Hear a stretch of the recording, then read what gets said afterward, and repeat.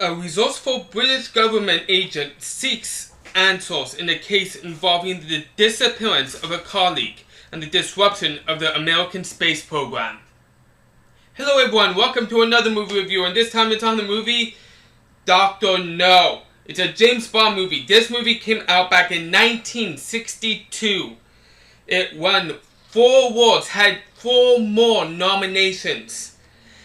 And the main cast in this is Sean Connery, Ursula Andress, Bernard Lee, Joseph Wiseman, Jack Lord, Anthony Dawson, Zena Marshall, John Kitzmiller, Eunice Gayson, Lois Maxwell, Peter Bolton, Yvonne Schimmer, Michelle Moak, Margaret LaRose, William Foster Davis, Dolores Keto, Reggie Carter, and Louis Blazer. Oh wait, so first of all I need to say the late Sean Connery. Yes, sad to say, Sean Connery died a few years ago. He died in 2020 at the age of 90. I remembered he had died, and it's a shame. I went and I looked it up exactly what year and what age he was. He was getting up there in his age. He was getting up there. 90 years old. He led a very good life. A very good life. So, let's talk about this movie. What do I think? Is it great? Is it good? Is it bad? Some people hate these older James Bond movies. I can't believe I'm addressing this. I'm going to be addressing this. Some people hate these older James Bond movies for one and one reason alone. They portray James Bond as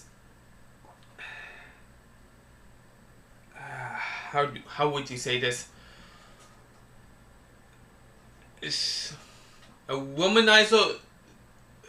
So I even have problems trying to say this. A womanizer, chauvinist narcissist is what they call him. Do I agree with that? Sorry to say, I do. I do think that a little bit. I do think that the way that they portray James Bond in these older movies is not right. It's not. But it's not to say that these movies are bad. It's just how they portray him. It's not right. I agree with it.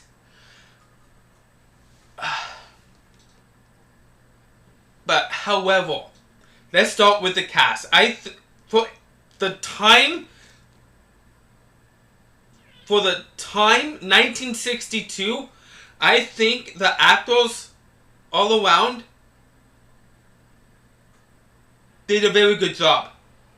Great job at times. And it shows the reason why Sean Connery was praised so much as such a great actor. In these movies, in these James Bond movies, he showed us that he is an amazing actor. An amazing actor. And he's done other movies that he's done such a great job in. Other movies. Countless movies. Just to name a few. Indiana Jones. The Third One. And The Last Crusade. Indiana Jones and The Last Crusade. Another one. The voice of... I think the character was called Draco in the first Dragonheart movie. He did such a great job doing that. Such a great job. First Night. That was another one. That was another one that he's known for.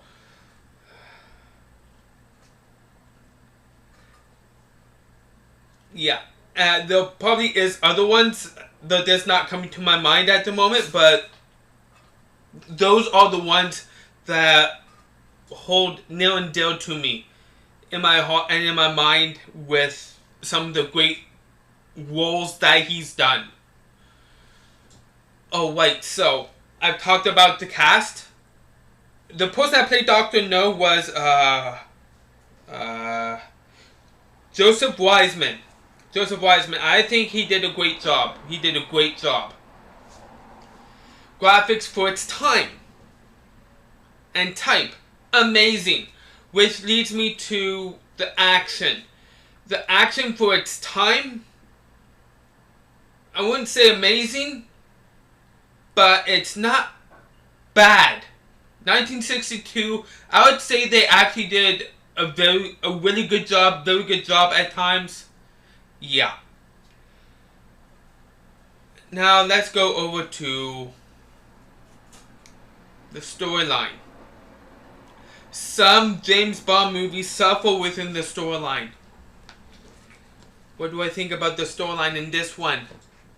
I actually think I haven't seen these older ones. I haven't.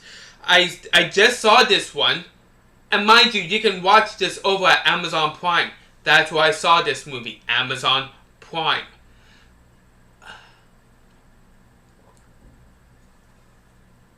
But yet, no, I really haven't seen too many of these older movies, older James Bond movies. I've seen all of the James Bond movies from the first one with Pierce Brosnan to now. And quite frankly, comparing the storylines that we got in those ones compared to, I'm gonna say this one, I do think I've seen one other James Bond movie with Sean Connery, but I want to say License to Drive, License to Kill, something like that. I could be wrong about the title. Early 1990s, maybe late 1980s.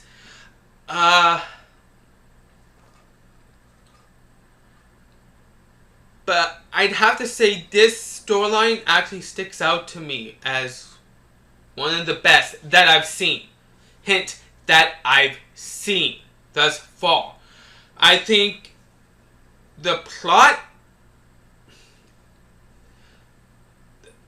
there's two plots in this movie. It starts going one way, and it's, don't get me wrong, it's a pretty good way to go, but then they do a twist in the middle, and in the second half, the plot thickens, it deepens, and to me personally, and it also goes into a different type of a plot, and to me personally, I think that was great, because the way that the plot went was very good, was very, very good.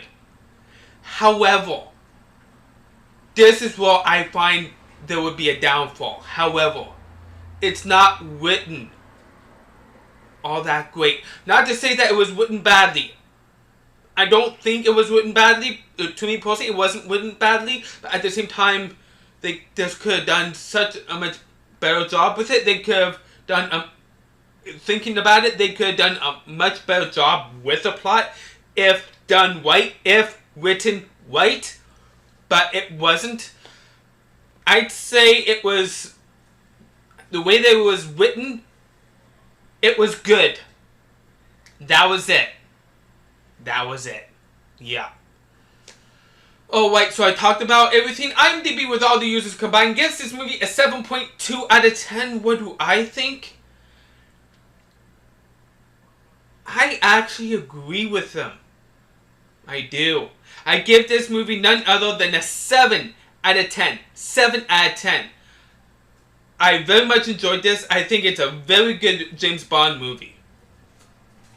Oh yeah. If you haven't seen it, you can see it over at Amazon Prime, like I already said. So I want to thank you all for taking time to watch. And if you love this movie or did not love this movie, you can let me know in the comment section down below. Let me know what you think, what your thoughts are. I always love your comments, whether you love the movie or hate it. You can like this video, like this review, and you can subscribe to my channel if you love my content. So thank you all for taking time to watch. Join me next time for another movie review I intend to do soon. I am out.